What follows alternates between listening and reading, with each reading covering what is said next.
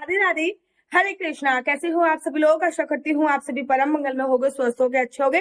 वृंदावन की पावन धरा से आप सभी को मेरा साष्टांग दंडवत प्रणाम।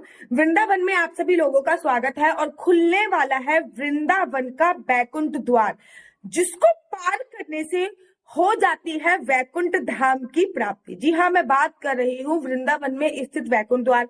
क्या आप लोगों को पता है कि श्रीधाम वृंदावन में एक वैकुंठ दरवाजा भी है, जो साल में केवल एक बार खुलता है, जिसको पार करने से आपका पुनरपि जन्म पुनरपि मरणम, अर्थात बार बार जन्म लेने की और बार बार मरने की जो प्रतिक्रिया है उस पर विश्राम हो जाता है और मरने के उपरांत आपको सीधा भगवान की श्रीधाम वैकुंठ धाम की प्राप्ति होती है।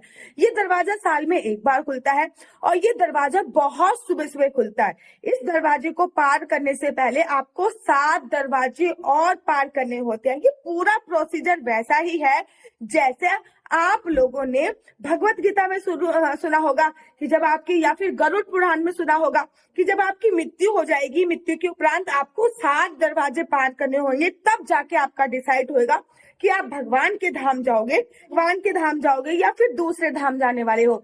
ठीक इसी प्रकार से श्रीधाम वृंदावन में स्थित है वैकुंठ द्वार। न केवल श्रीधाम वृंदावन में स्थित है वैकुंठ द्वार, अपितु तिरुपति बालाजी ने भी एक वैकुंठ द्वार स्थित है और उसकी भी मान्यता यही है कि उसको पार करने से आपको वैकुंठ धाम की प्राप्ति हो जाती है।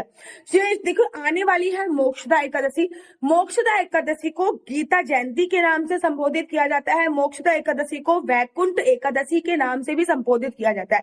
वैकुंठ एकादशी अर्थात भगवान के वैकुंठ धाम जाने वाली एकादशी। और कहते हैं इस एकादशी का व्रत रखने मात्र से व्यक्ति को, अगर इस एकादशी पे किसी के प्राण पखेरु उड़ते हैं, अर्थात इस वाली एकादशी पे अगर कोई इंसान अपना शरीर छोड़ता है तो वो डायरेक्ट भगवान के धाम जाता है। और इस एकादशी पर श्रीधाम वृंदावन में स्थित वैकुंठ दरवाजे के भी द्वार खुलते हैं। पूरा प्रोसीजर बताने वाली हूँ, कैसे आपको आना है, कैसे आपको उस वैकुंठ दरवाजे तक पहुंचना है, कैसे आपको वो वैकुंठ दरवाजा पार करना है, ये सभी जानकारी आपको इस वीडियो के माध्यम से मिलने वाली है। लेकिन प्लीज आप मेरा उत्साह बढ़ाने के लिए एक बार मेरे यूट्यूब चैनल को सब्सक्राइब जरूर कर दिया करो। नीचे कमेंट्स में राधे राधे जरूर लिख दिया करो, ताकि मैं आप लोगों के लिए इतनी मोटिवेटेड वीडियो लाती रहूं। वैकुंठ एकादशी जो है वो 11 दिसंबर की बनाई जा रही है। चाहे मैं बाकी बिहार जी के मंदिर में बात करूं, 11 दिसंबर की बनाई जा रही है। खाटू श्याम सीकर की बात करूं, 11 दिसंबर की बनाई जा रही है। चैतन्य गौड़ संप्रदाय में 11 दिसंबर की बनाई जा रही है। गौड़ी संप्रदाय में 11 दिसंबर की बनाई जा रही है। वैकुंठ एकादशी, जिसको मोक्षदा एकादशी के नाम से भी संबोधित किया जा रहा है, पूरे भारतवर्ष में 11 दिसंबर को बनाई जा रही है। और 11 ही दिसंबर को वैकुंठ दरवाजा, जो कि रंगजी मंदिर में स्थित है।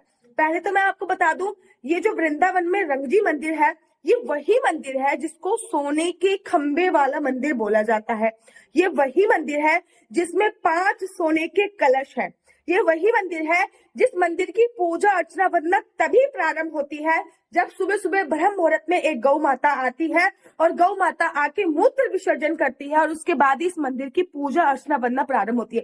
ये वही पावन पवित्र मंदिर है जिसमें एक भी नॉर्थ का पंडित आपको नहीं मिलेगा। सारे के सारे पंडित, सारे के सारे ब्राह्मण आपको साउथ इंडियन ही मिलेंगे। ये वही मंदिर है जिसमें हमेशा वेदों का उच्चारण हो रहा होता है। ये वही मंदिर है जिसमें भगवान रंगजी विष्णु भगवान के स्वरूप है, जिनको विष्णु भगवान का ही एक स्वरूप रंगजी भगवान बोला जाता है। वो वैकुंठ एकादशी वाले दिन अपनी सोने की पालकी पे विराजमान होते हैं। रंगजी मंदिर ना चुंगी चौराहे पर है, ठीक है। टेम्पू स्टैंड चुंगी चौराहे पे सोने के खंबे वाले मंदिर को रंगजी मंदिर बोलते हैं। जब आप वृंदावन धाम में आओगे ना, तो वृंदावन धाम में आपको ऑटो वालों से ये बोलना है कि मुझे चुंगी चौराहे पे छोड़ दो, रंगजी मंदिर या फिर सोने के खंबे वाले मंदिर को छोड़ दो।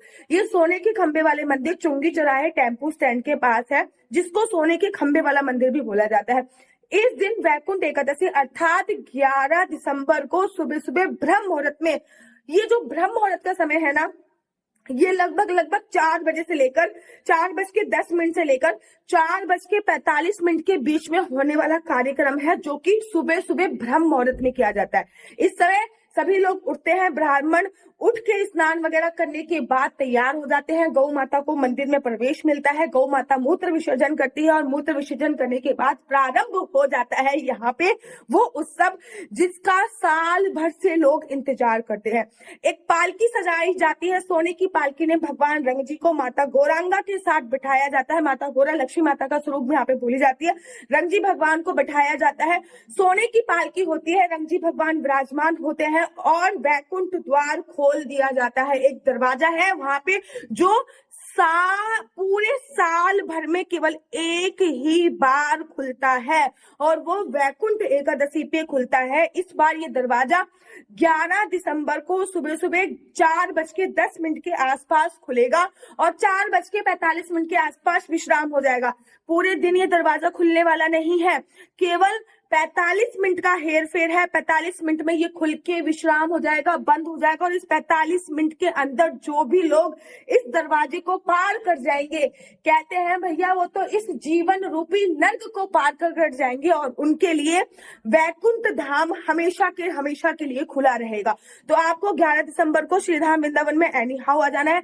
सुबह सुबह 4 बजे के आसपास ही रंगजी मंदिर के पास पहुंच जाना है और रंगजी मंदिर के पास पहुंचते ये इंतजार करना है आपको रंगजी की पालकी की। रंगजी की पालकी जब आएगी, पहले एक दरवाजा खुलता है, रंगजी की पालकी उससे पार होती है और हजारों लाखों की संख्या में उनके पीछे भक्त होते हैं। फिर दूसरा दरवाजा खोला जाता है, फिर रंगजी की पालकी उनसे पार होती है और हजारों लाखों की संख्या में रंगजी की पालकी के पीछे हजारों भक्त चलते हैं।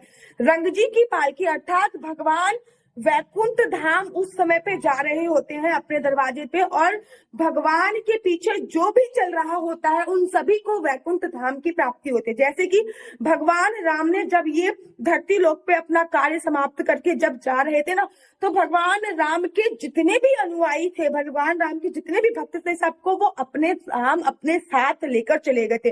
ठीक इसी प्रकार से कलयुग में भी साल में एक दिन ऐसा आता है, एक दिन ऐसा आता है जिसको वैकुंठ एकादशी या फिर मोक्षदा एकादशी बोलते हैं, जब वैकुंठ द्वार श्रीधाम वृंदावन में रंगजी मंदिर में खुलता है और रंगजी की पालकी 7 दरवाजों को खोलकर, पहला दरवाजा खोलती है, फिर उससे पार होती है, फिर दूसरा दरवाजा खोलती है, उससे पार होती है, तीसरा दरवाजा खोलती है, उससे पार, ऐसे ही 7 दरवाजों को खोलकर उनमें से पार होती है और उसके पीछे हजारों लाखों की संख्या में भक्त लोग उन दरवाजों को पार करते हैं। हजारों लाखों की संख्या में भक्त लोग उस दरवाजे को पार करते हैं और जो 7वां दरवाजा है उसको वैकुंठ द्वार के नाम से संबोधित किया जाता है। ये दरवाजा पूरे दिन नहीं खुला रहता, केवल और केवल 45 मिनट का समय होता है जिसमें आप अपने जीवन रूपी जो चक्र है वो निर्धारित कर सकते हैं। तो 11 दिसंबर को याद रखिए, जिस दिन मोक्षदा एकादशी है उस दिन आपको रंगजी के मंदिर पे सुबह सुबह 4 बजे पहुंच जाना है और कोशिश करना है कि जब रंगजी की पालकी जा रही होती है तो उस पालकी के साथ ही आपको वो 7 दरवाजों को पार करके वैकुंठ जो द्वार है उसको भी पार कर लेना है। तो आशा करती हूँ कि 11 तारीख को आप वृंदावन धाम में आओगी और पुनरपि जन्म पुनरपि मरणम अर्थात बार बार जन्म लेने की और बार बार मरने की जो प्रतिक्रिया है उस प्रतिक्रिया को विश्राम दे दोगे। अगर आप वृंदावन धाम नहीं आ सकते और तिरुपति बालाजी के आसपास रहते हो तो तिरुपति बालाजी के मंदिर में भी ये पद्धति लागू होती है। आप तिरुपति बालाजी के मंदिर में जाकर भी वैकुंठ द्वार से पार हो सकते हो। मेरा नंबर है 492 20 25 65।